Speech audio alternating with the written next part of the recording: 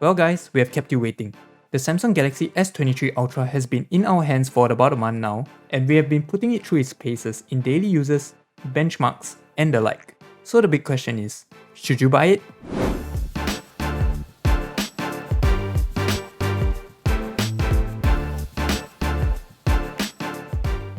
Starting with the design, if you are an existing owner of the S22 Ultra, you might want to skip over this portion since the design is almost identical.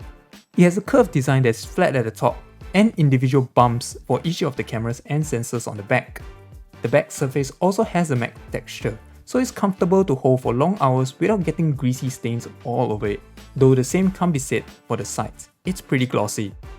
At 234 grams, it is on the slightly heavier end of the spectrum, but with the larger screen, battery, and even the S Pen, you can't really complain there. But should you drop it anywhere, its IP68 rating and armor aluminum frame should allow it to withstand a few splashes and drops here and there. So no worries on the build quality, it's pretty solid. The Ultra comes in 4 colors: Phantom Black, Cream, Green, and Lavender. Depending on where you live, Samsung's online store also has it in Graphite, Sky Blue, Red, and Lime. More than enough options for any user. Like its predecessor, the S Pen is housed at the bottom left and can be removed with a simple click. The pen will only come out partially thanks to a latch in place, so you won't have to fear losing it due to accidental presses. The S23 Ultra sports a 6.8-inch AMOLED panel with an adaptive refresh rate of 120Hz. For the most part, the display does an excellent job of switching refresh rate depending on your on-screen elements. The usual Samsung vibrancy and brightness is also apparent here, with 1200 nits in high brightness mode and 1750 nits peak. You can use your phone just fine under direct sunlight.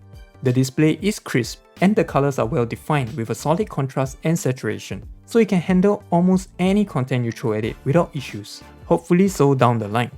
Speakers are pretty okay, I guess. It gets quite loud at max volume, and although it does get muddier the louder it gets, you can still discern the highs, mids, and the low to a certain extent.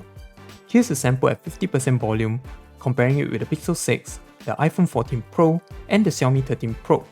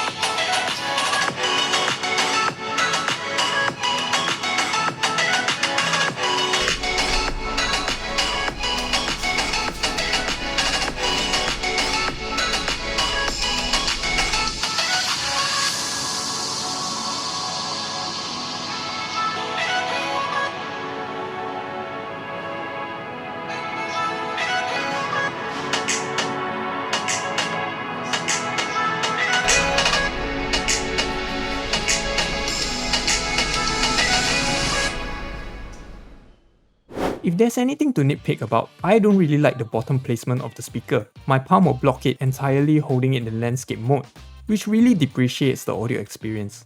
Alternatively, you can flip it around, but your fingers will then be resting on the camera bumps, which I don't really find that comfortable as well. That being said, I'm sure many of you won't be affected by such minor issues, and thus, nitpicks. The latest Snapdragon 8 Gen 2 SoC powers the S23 Ultra, and of course, is currently the best performing Snapdragon chipset by far, with improved Geekbench numbers over the 8 Plus Gen 1, although it still barely competes with the A15 Bionic. Conversely, GPU numbers fare much better. It's currently the highest scorer for Wildlife Extreme in our smartphone department, and that's to be expected with the new Adreno 740 running things. The gaming experience is pretty good too. The phone can take Diablo Immortals in high resolution, 60 FPS and even image sharpening turned on over sustained gaming session. The only time I've seen any form of stuttering is when I'm in a more populated area like towns. With One UI 13, changes are mainly in the backend, so there's really nothing new regarding features. You get your range of customization options and the usual plethora of Samsung apps that never fail to remind you that you are in their ecosystem. On the bright side, there isn't as much bloatware to worry about compared to other brands, and you can generally set the phone to your liking reasonably quickly. Aside from that, it also comes with handy functions for the S Pen, which allows you to quickly launch note-taking apps or use it as a remote trigger for your phone. Overall, One UI has been pretty responsive during my time with it, with barely any hiccups. I mostly run into freezes while using Google Maps in navigation mode, but I believe that's more of an app thing rather than the phone itself. Looking at the back of the phone, you'll be greeted with a 200 megapixel main camera, a 10 megapixel periscope, another 10 megapixel telephoto, and a 12 megapixel ultra wide. The S23 Ultra really takes full advantage of the 200 megapixel main with super detailed shots, especially in low light conditions. The color reproduction and contrast are rich and sharp. Even a shot of the front camera looks extremely crispy until you zoom the image in.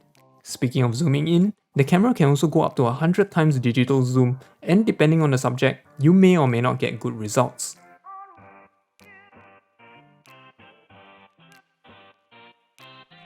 The phone can also take video up to 8K 30 frames per second, but you can't expect the same quality for the video as you would the photos. In essence, do make full use of the 200 megapixel cameras. I like how Samsung has designed their camera experience to basically allow users to shoot without thinking too much about the surrounding conditions. And now, with the improved low light performance, it's a point and shoot in almost any situation. However, that doesn't mean that Samsung hasn't thought about the more informed users.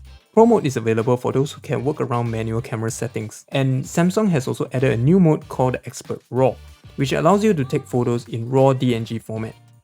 But do take note that the size of your photos will exponentially increase to over 20 megabytes per shot, so be sure to pick the correct storage configuration if you plan to shoot more in RAW. The implementation of Expert RAW should be a welcome one to photography enthusiasts, but there are a few kinks to iron out definitely. For starters, having the function to manage RAW images should naturally come with the ability to edit one as well. Instead of developing their own, Samsung has opted to work with Adobe for proprietary Lightroom for Samsung app. Essential functions like levels, color balance, and a small number of presets are available for free, but if you wish to unlock the more advanced features like masking and healing, it'll cost you about a good $6.78 a month for it.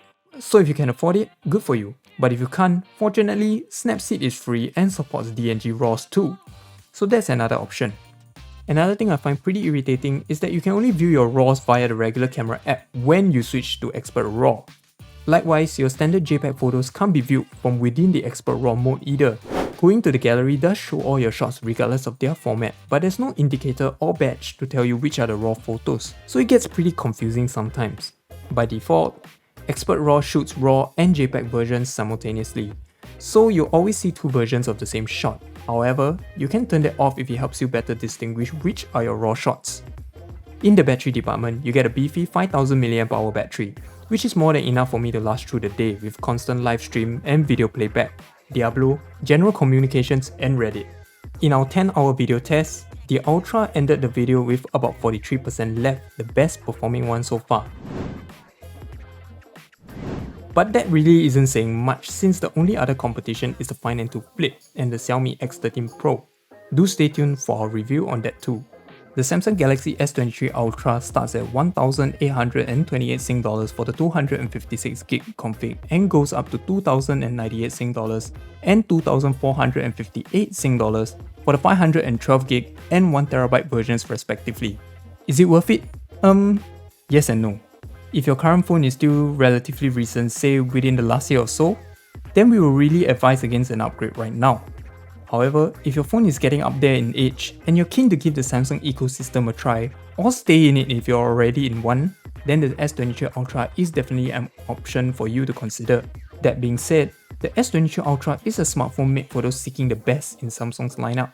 which effectively translate to a slightly bigger battery, bigger screen, megapixels, and S Pen availability for about 300 to 600 Sing dollars more than the base and plus models. So if you're alright with cutting down specs here and there for a more affordable price tag, the S23 base and plus models are also noteworthy considerations. And that's about it for my take on the Samsung Galaxy S23 Ultra. If you like what you see here, be sure to like this video and subscribe or follow us on our social media channels for more tech related content. Until then, cheers!